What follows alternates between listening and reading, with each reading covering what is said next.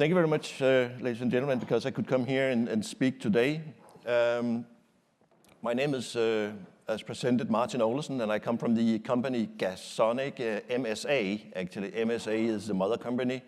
And I'm going to talk a little bit about, you could say, the technology you would use to safeguard not the pipeline itself, but the facilities that you use in connection with the pipeline. That means your compressor station, your metering stations, and so on, where you need to safeguard this kind of systems from accidental gas releases and dangerous explosions.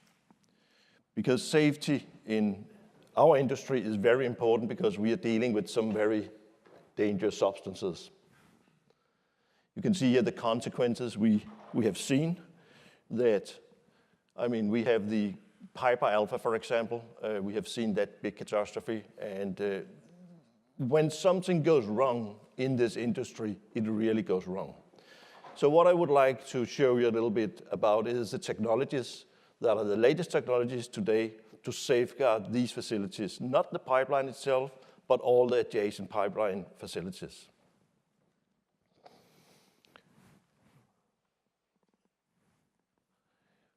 The facilities will be protected by 3 different technologies. So we sort of attack, you could say, the problem you could have with accidental gas leaks by 3 different technologies.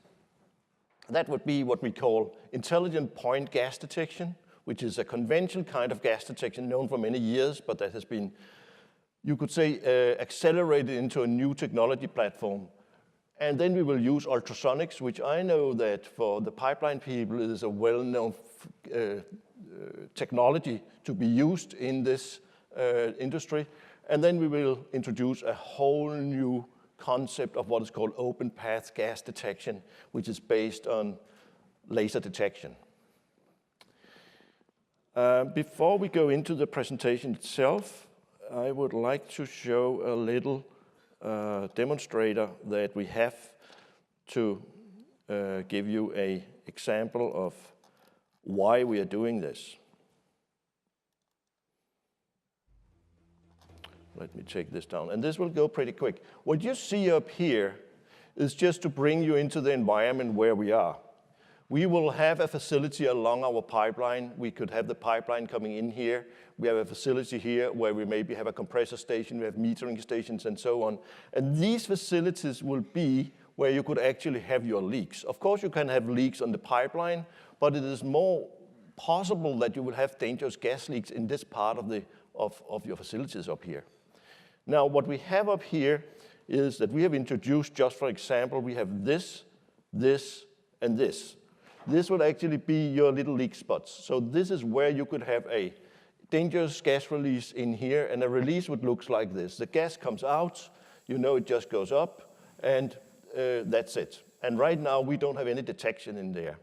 The first philosophy we can use in this facility is so-called point detectors. And we deliver that. They work very, very well. And the way they work is that you will have, you could say like this, and this, and they are scattered around. Actually, it's a little nose. It's a little nose that will smell the gas. And if the gas comes into contact with these units, what you will see is that the concentration goes up. When I start the gas leak, the gas comes out, and you can see the concentration starts on these detectors here. And we get an alarm. And that's fine and good. The problem is just one big problem we have in all, especially outdoor installations, and that is our good old friend, or not friend, the wind. You see, the wind actually will control the gas cloud. And if we increase the gas cloud a little bit more, our dilution from the spot of the gas where the gas comes out until it actually reaches our conventional point detectors here are very severe. You can see the concentration on these detectors over here are very low now compared to a no wind situation where this detector over here picks it up. All right? So I don't want to go deeper into this, but I just want to say the reason that we have a problem detecting gas leaks in outdoor locations is the wind and the dilution of the gas cloud. All right? And we cannot blame the poor point detectors up here, because these guys, they just measure what comes to them. Okay, the other technology we can use in a facility like this will be the open path detection, which I will also show you a little later. Open path gas detection is better. This is a very sophisticated technology where you will have a transmitter and a receiver. And the transmitter will send out laser light here that will absorb, by means of infrared spectroscopy, it will absorb the gas that comes into the path. And you can again see in this example, when the gas comes out here, a little bit of the gas comes into the beam here and are detected. But again, we still have challenges if we turn the wind. Okay, so again, the wind is our problem. Now, the third technology I want to show you today will be the so-called ultrasonic gas leak detection. This is a complete new concept and a complete different concept where we don't need the gas to be a specific place, because that's a problem for us to force the gas to our detection system to detect it, right? The acoustic detectors is as I said, an acoustic-based system with a very sophisticated microphone technology and sound algorithms that has been designed to only hear gas leaks and not all kind of background noise. And you can see here, when we start the leak here, the sound instantly from the leak hits these two detectors, and we get a main alarm because two detectors are hit by that. And it doesn't really matter if we turn the wind, because the wind do not affect the sound from the leak in the same way as the gas cloud. Okay, so from a safety point of view, with this system up here, our argument is we do not necessarily need to measure the gas. We just need to know, is there a leak, so we can act, so we can shut down, or we can do some kind of action. So the speed of detection is the main task here. Okay, so this is the world we are in here. And as I said before, if I can just get it up here. Yes, like this. This is the three technologies we have been through here: the point detectors, the ultrasonics, and the open path. Now, to look just a little bit more carefully on each technology, what you see up here is the latest high-tech point detector from MSA. This is the point detector. This is the single nose. And this detector will have I have a little problem changing these lights here, is it? There we go. The point detector looks like this. The point detector will be designed and delivered to the pipeline companies, to the operators, calibrated for this gas you want to detect outside. And the nose of the detector will be like this or like this. So this is actually the nose of the detector that smells the gas, and then you will have the transmitter part up here that will do the whole data processing and send the signal into your fixed fire and gas detection. The nose for hydrocarbon gases will consist of this little thing here. This is actually a little, you could say, chamber where you have two resistors in here, whereas one of the resistors is a so-called catalytic sensor. The catalytic sensor is actually a resistor coated with a special chemical substance, and when combustible gas comes into contact with the substance up here, you will have a tiny little bit of combustion. That means you will have a little bit of heating of the resistance, and the resistance change there will be correlated into a gas concentration. And MSA cells that you see up here is state of art, because we're using some special, very big pellister sensors here that will do the last long functioning of the sensor. The other thing with these sensors is that they're self-testing. And that is very, very important, that you know that your sensors out there will work.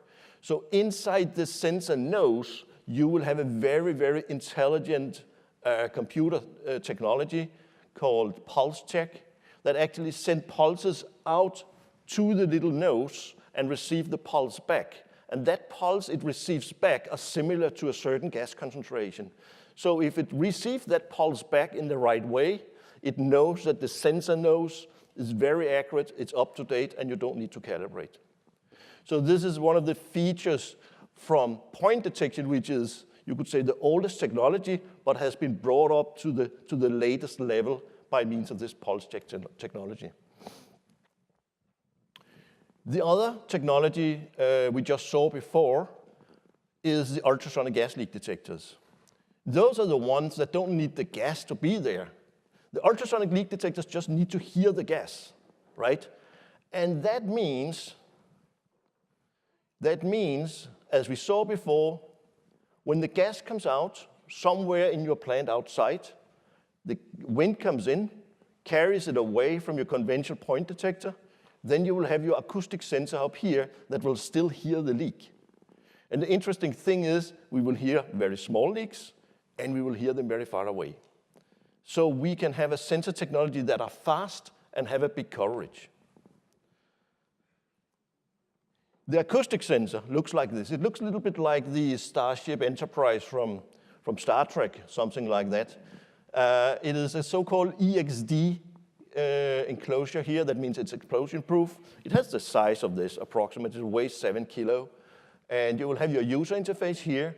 Then you will have your microphone system down here that will hear the leak up to very far away. And again, a self-test system here that will send out little pulses into the microphone and verify that your system is always operating. The way it works, the acoustic sensors works, is that they will, I mean, if you put a normal microphone like this out in an oil field or in a gas plant where you have compressors and everywhere, I mean, this one will be in alarm all the time because it would hear all kind of background noise. But what we do with the ultrasonic gas leak detector is that if you look at the frequency range here, this is what we call the audible frequency range. This is what we can hear. Normally, the human ear can hear from 20 hertz to 20 kilohertz. So that I think I can hear up to 10. It goes a little the wrong way when you get older, but normally you would say the audible range will be 20 hertz to 20 kilohertz. Now, the noise from gas, the hissing noise, this sound from the gas, is very special noise. We call it white noise. It has a lot of frequencies down here in this frequency range that we can hear, but embedded in that noise, you will also have a lot of noise up here above 20 kilohertz that we cannot hear. That's called ultrasound, right? So what we do with the ultrasonic leak detector is we will cut away, just after the microphone, we will cut away all the noise down here. So we only listen for the ultrasound.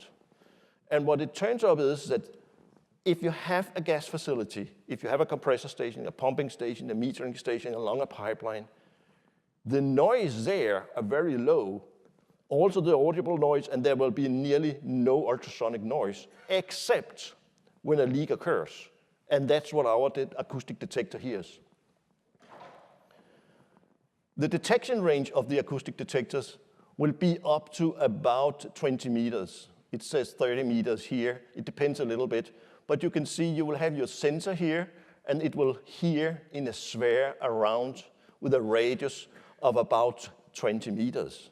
And that is a big coverage if you want to detect a remote pipeline, compressor stations, or something like that. The last technology I would like to talk about was the open path. This is the technology we just saw before where you have a transmitter and a receiver.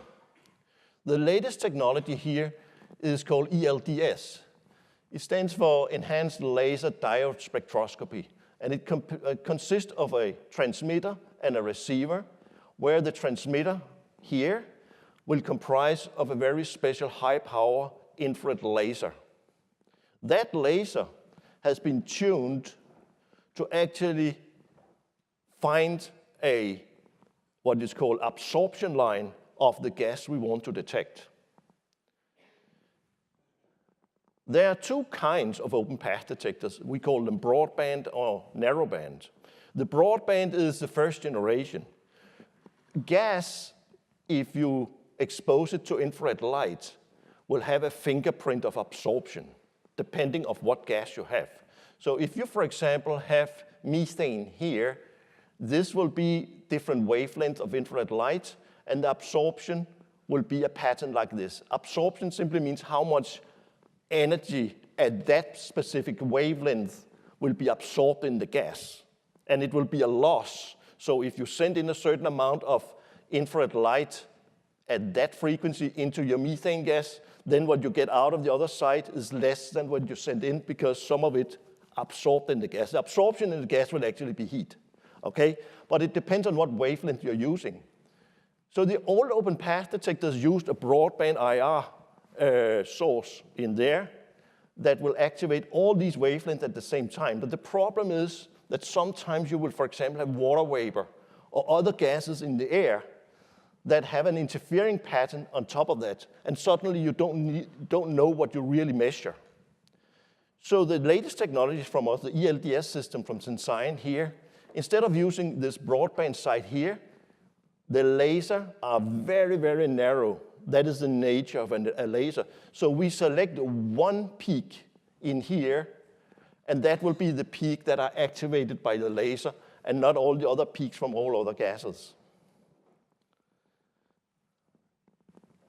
The transmitter will modulate the laser in a sine wave so that when the sine wave is sent across and the gas absorbs, then the receiving signal at the receiver, this receiving signal from that sine wave that has been absorbed in the gas will be a little bit distorted.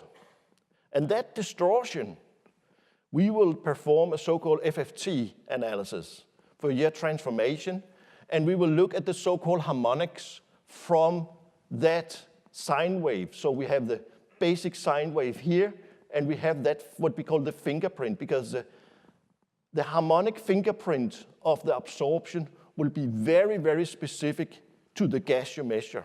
So for example, for methane, that pattern of harmonics will be specific.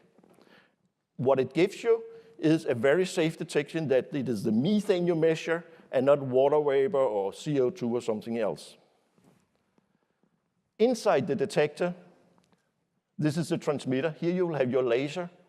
Because your absorption peak are so sharp, you need to be sure that your laser in your instrument are spot on. If it drifts, the laser drifts, the problem will be that you can see it's so narrow, your laser needs to be kept on that specific frequency to activate it in that peak up here. If your laser drifts a little bit on each side, you will suddenly lose sensitivity on these steep flanks here. So you need to keep your laser spot on that frequency. And we do that by having a so-called gas cell inside with the gas that we actually want to measure outside. So your laser is here. Here's the front window of your transmitter. So 95 of the laser light goes out, and a little bit of the laser light goes back through an internal cell with the same gas. And the signal we get out here is used to synchronize and keep the main laser on track to lock it in that absorption peak and keep it stable. So that's how we keep the laser stable, because lasers tend to drift with temperature and so on. The last thing we do to test in these open path system here, we use a system called simiogas, and it's very advanced. In intervals, when we send the normal laser light out here to measure the gas, sometimes in intervals, the transmitter here will send out a coded signal to tell the receiver out here in the other end, now I'm going to perform a test. And after you had sent that test signal out to the receiver over here, the transmitter will then simulate the distorted signal you normally get when you have a gas concentration. So normally, you will have a nice fine sine wave down here if you have no gas, but now this one will send out the distorted signal you would receive if you had gas here, and the receiver down here believes this is a gas concentration. And that signal here has a very well-defined reference. And that way you will know that your system is working and this one understands when your gas is there, but it's a simulated distorted signal. This was one of my fastest presentations of 3 technologies in one time. I hope I have not confused you completely, but this is what we call the latest in fixed gas detection to protect your assets today. Thank you. Thanks a lot.